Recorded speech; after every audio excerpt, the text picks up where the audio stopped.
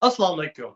I welcome you all in the program Surtehal live with Hamza Chaudhary. Today in Pakistan, today we are celebrating Youm-e-Tashakur. By that we means when we defended our mother territory, our motherland against India in Operation Banyan al-Marsus. We did not only defended our motherland, we retaliated. And we retaliated with such brutal force that they will remember for the upcoming decades and even for the centuries. This will go on further. We have given a statement in the world level that Pakistan is not to be played with, and we are proud about it. Today in Pakistan, Youm-e-Tashakur is being made. Also, we are celebrating Youm-e-Shuhada, the people who were given Nishane-Haider for their sacrifices for this motherland. But today, our topic, we are going to discuss with Ma'am Hina Malik, who stood in elections for UK as well and also was very much active in UK politics. She has good part in Pakistani politics as well. But for today, we will discuss about how overseas Pakistani are looking at this situation and what are their perspectives about what's going on in Pakistan. Are they happy? Are they proud of their army? Are they proud of their politics? And much more factors. So, Ma'am Hina, Assalamu alaikum. Walaikum salam. Thank you for having me on your show. Thank you so much. Thank you. To begin with, I would like to ask you what are your remarks on Youm-e-Tashakur and how is it being celebrated there in England? Hamza, as overseas Pakistanis, we take pride in what's happening in Pakistan, and we're always like the ambassadors of Pakistan. I feel this day that we are celebrating is like a symbolic day for Pakistanis to be proud of their nation and for their army to acted on the behalf of their borders and provided us that security that the Pakistanis need. Because although we are in overseas, but we see our extended families are back in Pakistan. So when the things were escalating, we were worried. We were not Also, sure, but roots belong to Pakistan as well. Of course, there is something in your heart as well to the country, yeah? of course, we are connected with Pakistan throughout. So when we see things are happening in there, we take active interest. We are advocates for Pakistan's narrative as well in this.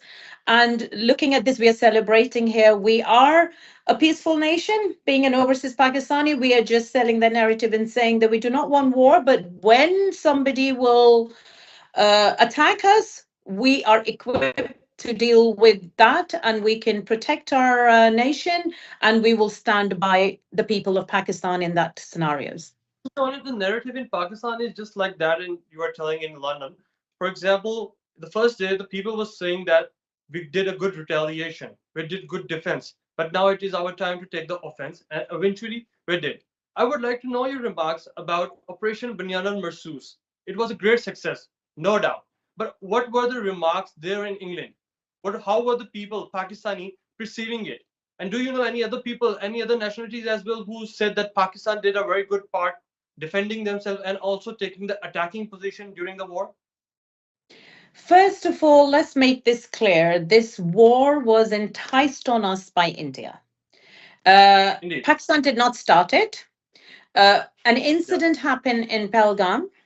It was escalated very quickly. It was pinpointed at Pakistan. And then the government of Pakistan categorically and the army, we all cleared it by saying that we're not part of it, but we would take a diplomatic means where you were given an option for the international community to be involved and do an independent inquiry. Um, but it escalated very quickly. The India did not opt for that and not an openness, and they started like we were getting the signals we will be attacked. So Pakistan was in response to defend this nation. So that's the view first, that we have defended, but we have defended the aggressive stance of India. So we are well equipped. We can defend the nation. So we are proud as an overseas Pakistanis that our army stepped up. They had the full cooperation of our government, current government, and free hand to take the necessary steps according to the, international human rights and international law that says it gives us the right to defend our nation and defend our borders for the security of our nation. So Pakistan defended at first. What I'm looking at is if we see a nation is continuously being aggressive and they want to attack more, do you think we're going to sit back? No, we will be responding back accordingly. But India was using disproportionate forces that was not needed. They escalated very quickly because we were ready and we were equipped. We handled it really well. They might see that it's we are attacking, we were defending, but you attack our military bases or you're targeting. Obviously, in the war, then we will be attacking your bases. We're not attacking the civilians. We were attacking their military bases or their, the places where it's needed to defend our nation. And that's what we did.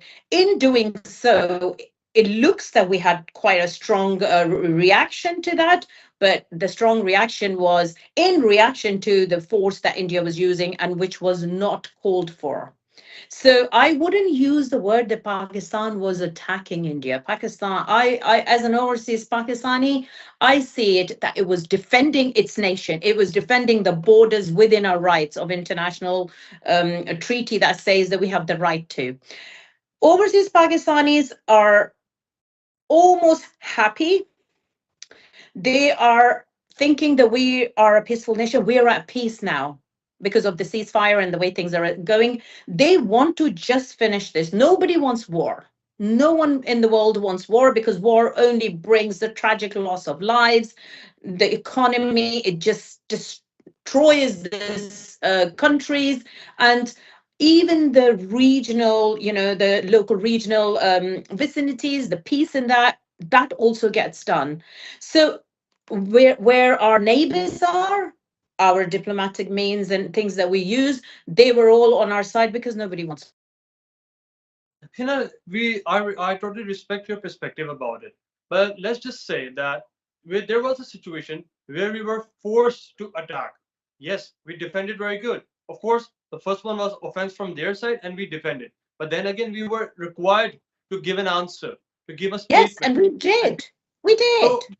in some sort of sense, we will say that we retaliated hard, we retaliated brutally, Yeah. and we gave them an offense they will remember, of course. So, in that Yes. context, I would say that we did an attack, and it was such a successful attack. The defense was so good that the Rafale went down. There are so Yeah. many memes, there are so many jokes roaming around the internet about the Rafale. Even the French Dassault Aviation lost their stock value to a certain level, a great level. They admitted themselves that we lost Rafales. So Yeah. I guess Pakistanis did attack, and it was good. It was needed. It was needed to give the This, statement as there is a polarized view on this.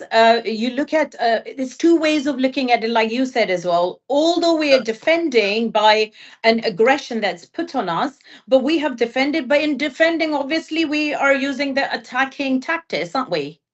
That's what we will call it. So we will not let it go easily that you are charging on us. Do you think we're going to take it easy? No, we will use a full force that may come across that we have attacked really well. And I'm glad that we did because that has given us the security that, yes, our army or our air forces or forces on the borders, they are equipped with handling because that's what the nation security forces are there for. So it gives us that peaceful in overseas, as an overseas Pakistani, that Pakistan is equipped with the strategic planning and with the forces that will support and defend their borders or put us at the security. Let's put our forces on the side for a minute, right? Let's talk about the diplomatic outreach of Pakistan.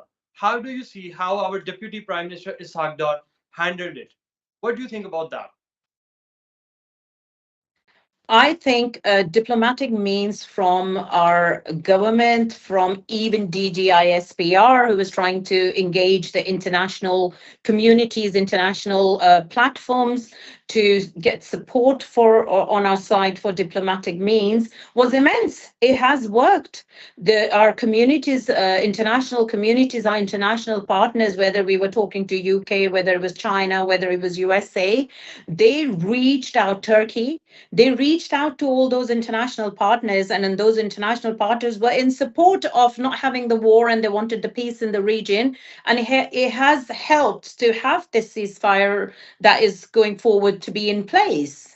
And In short, I we can hope they has done a wonderful job in diplomacy in foreign affairs. Yeah, I think Isaac Dar is doing a wonderful job when he wants to engage the international platforms to address the issues and their narrative. And our narrative is not just we're saying we're defending Pakistan, but we're also bringing the root cause of all these tensions and the things that are going on between India and Pakistan is that issue of Kashmir.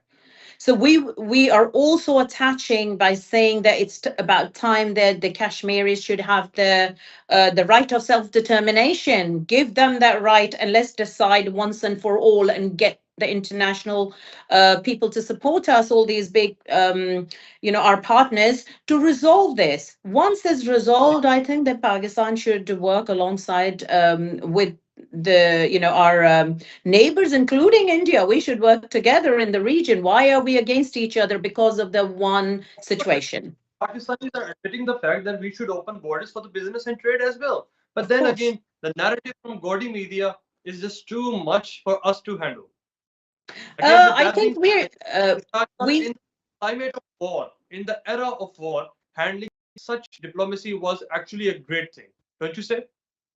I think Isaac Dar, and I give that narrative, I will give that praise to the PMLN government as well, because Shahbaz Saab, Isaac Dar, they all did what was needed at the time, and they did a good job for where we are now. But the way things were, because India wasn't in not any mood to negotiate with Pakistan or to understand, or even the openness is not there with India right now.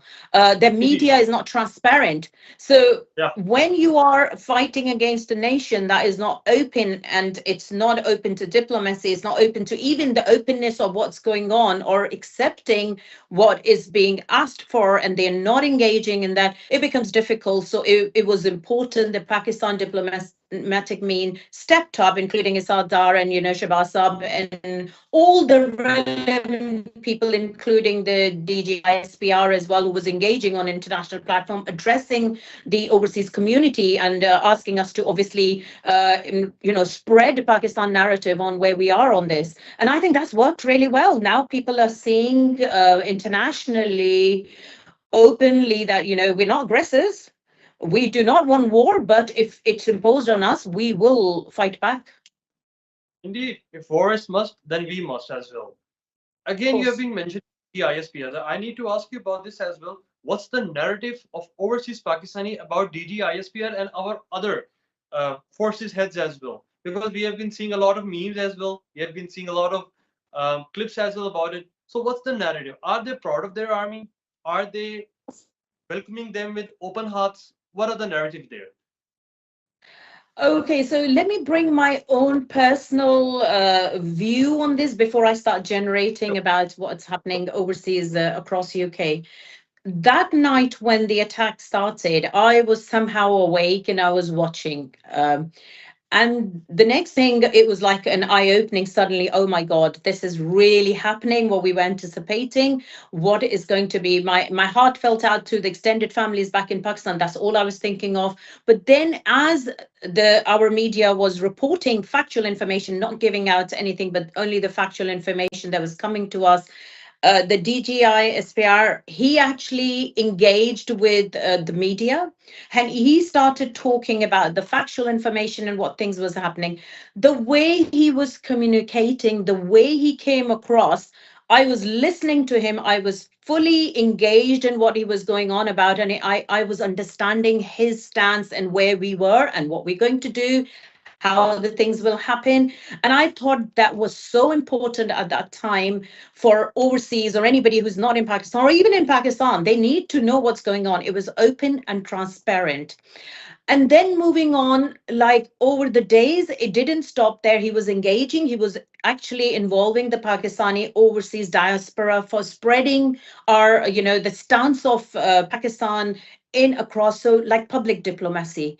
And people were engaging on that sense. So I would say now that I speak to, my friends and colleagues and even the people from other communities who are there, and when we talk, I think all Pakistanis, as Pakistan, we are really, really proud of our defense forces, and we are proud of the government who has acted promptly, gave our border forces that free hand to activate themselves because we believed in their capabilities and abilities.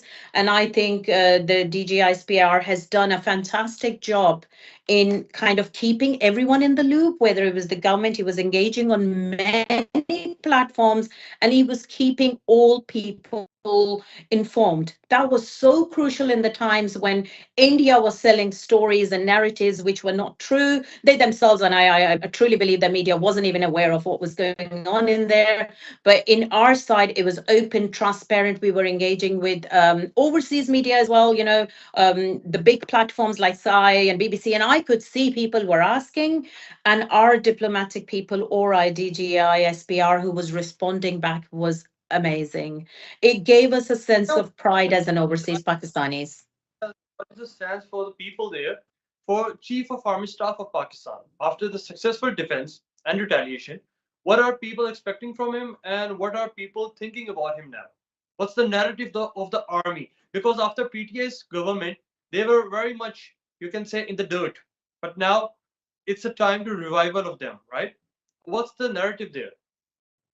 First of all, I want to say that overseas Pakistanis, irrespective of their political affiliation, came under Pakistan flag, and they supported what was going on in Pakistan. We were standing by the government, we were standing by our border forces, and we are extremely proud of them. I understand wars are the places where people or political, parties may want to take gain on it, and they might use or misuse it at some point. But I feel even here, as we were going to, different places to actively get involved in public diplomacy, we were all on one platform, whether it was PTI, whether it was PPP, whether it was PMLN. We all came and we were saying, right now, we are Pakistanis. We forgot about our political affiliation. I think that made us as a very strong, nation, that we came together. What I want is going forward, we want to stick to that. I'm asking about the Chief of Army Staff and what's his appearance now in the national media. Is he counting as a hero, as a national hero in overseas Pakistani's eye? Saeed Asim Munir, our Chief of Army Staff. Of course he is. Anybody who thinks he's not has a lot to think about their own way of thinking, then the growth mindset is not there. Things are not stagnant in political or, internationally. They move, the demographics change, the things change, the political arenas change. But when there is a conflict and somebody has done a fantastic job of defending, we are all proud of it.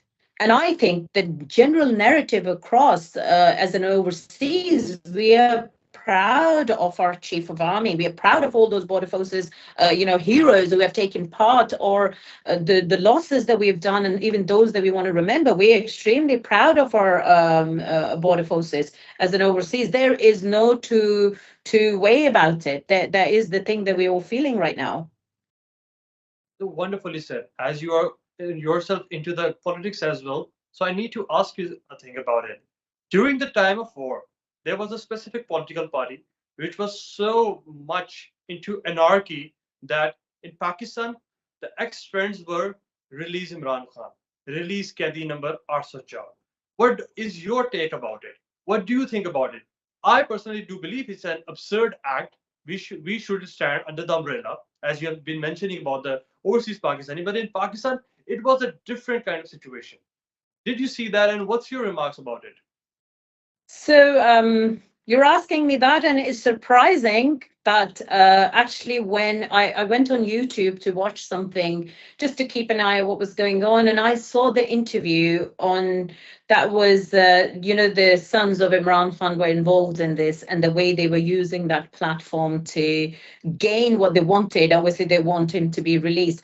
I'm going to ask this when a war happens or the conflict to all those my PTI colleagues, is that what was important at that time, the release of Imran Khan, or was it important that we defend our nation wholly solely and we focus on that issue instead of polarizing and dividing our nation, because that wasn't called for?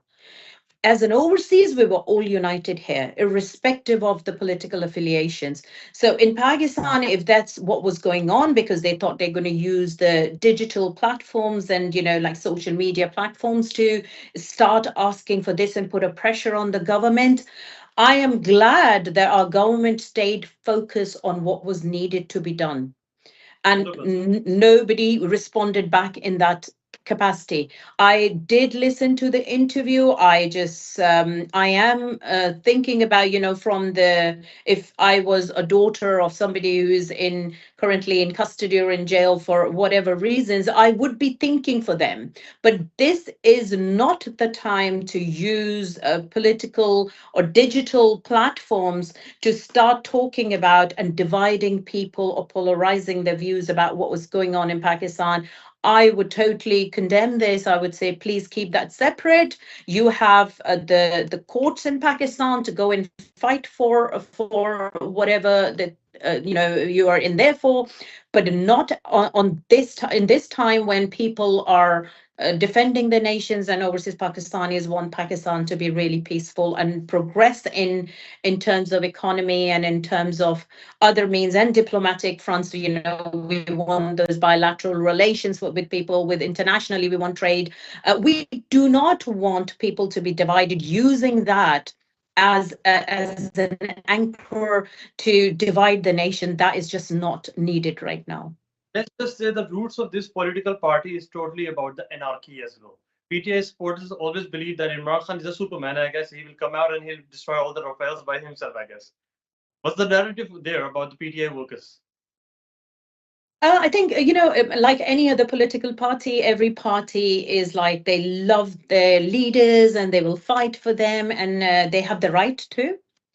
The only thing I would say is that a PTI need to understand that PTI needs to have a pragmatic approach to things.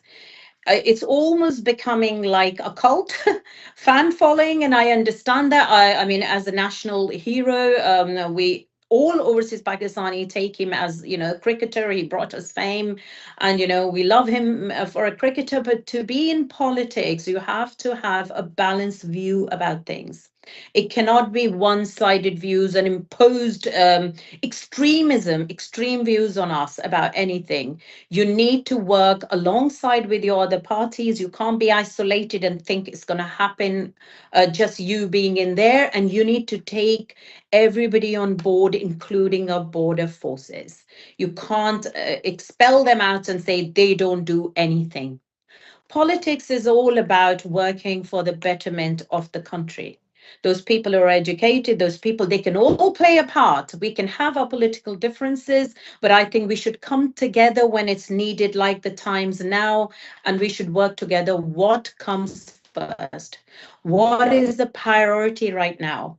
Where the people who are working, let them work for the benefit. When the time comes, you will be supported too, but right now is not the time. And please don't spread the hatred or extremism or make people polarize or distort their views about selling different things, derivatives. I heard the interview of those two boys. I understand that they are worried about their father. They kept very silent all this time.